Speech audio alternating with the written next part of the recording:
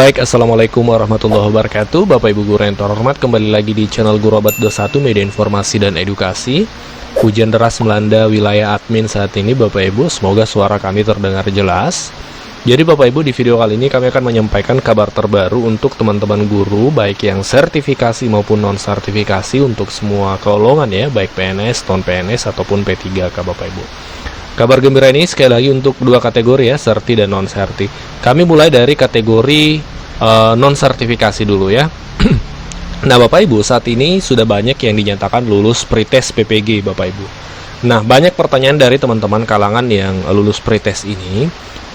Jika misalnya yang lulus pretest ini melebihi kuota PPG tahun 2022, kan setiap tahun kuota PPG itu ada Bapak Ibu, terbatas ya. Nah bagaimana kalau misalnya yang lulus pretest ini melebihi? Bagaimana kriteria prioritas pemanggilannya? Siapa yang didahulukan? Nah, Bapak Ibu, untuk menjawab pertanyaan ini, sebenarnya sudah diatur dalam Peraturan Menteri, Bapak Ibu. Nah, ini akan kami sampaikan. Peraturan Menteri Nomor 38 Tahun 2020 yang mengatur tentang tata cara memperoleh sertifikat pendidik bagi guru dalam jabatan atau PPG dalam jabatan, Bapak Ibu, diatur di Permendikbud ini. Di pasal 12 itu dijelaskan bahwa dalam hal calon mahasiswa program PPG dalam jabatan lulus seleksi administrasi dan seleksi kemampuan akademik melebihi kuota yang ditetapkan, Direktur Jenderal berwenang.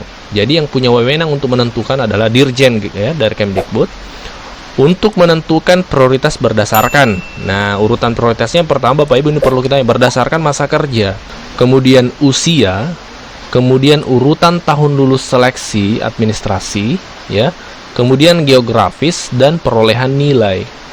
Nah, jadi yang pertama adalah masa kerja Bapak Ibu. Siapa yang lebih lama masa kerjanya itu akan diprioritaskan. Kemudian usia, siapa yang lebih senior ya secara usia itu akan diperhitungkan. Kemudian urutan tahun lulus seleksi administrasi. Yang lulus tahun 2019 misalnya masih ada belum PPG, maka itu akan didahulukan sesuai regulasi ini Bapak Ibu ya. Kemudian geografis, kemudian wilayah ya, per wilayah, kemudian terakhir ini adalah perolehan nilai Bapak Ibu. Jadi nilai dalam pretest itu tetap menjadi perhitungan. Meskipun memang ketika pretest kita belum mengetahui, kita tidak mengetahui berapa nilai yang kita peroleh, itu semata-mata hanya pihak pelaksana yang mengetahui, pihak pelaksana dan Tuhan yang mengetahui Bapak Ibu. Nah, yang pasti dalam regulasi pasal 12 Permendikbud 38 ini dijelaskan seperti ini. Ada urutan prioritas Bapak Ibu. Nah, semoga ini memberikan gambaran kepada teman-teman yang lulus pretest tahun 2022 ini. Nah, sekarang kami akan melangkah ke informasi untuk teman-teman yang guru sertifikasi. Nah, saat ini Bapak Ibu, untuk pencairan tunjangan sertifikasi triwulan 2 ini sudah berjalan prosesnya Bapak Ibu. Itu sudah banyak daerah yang pemberkasan. Artinya daerahnya, dinasnya sudah meminta berkas kepada guru-guru, otomatis pencairan akan segera dilakukan seperti itu. Besar kemungkinan di awal Juli ini kita akan melihat informasi-informasi pencairan TW2 Bapak Ibu. Kami akan update informasinya. Untuk saat ini, informasi pencairan TW2 itu mayoritas di bawah naungan Kemenak, Kementerian Agama di sekolah madrasah Bapak Ibu. Ini akan kami sampaikan informasinya hari ini. Update informasi yang kami dapatkan ini Bapak Ibu, sudah ada beberapa daerah yang sudah mencairkan TPG triwulan 2. Berikut ini kami akan sebutkan daerah-daerahnya Bapak Ibu. Yang pertama Nganjuk ya, untuk naungan Kemenak ya.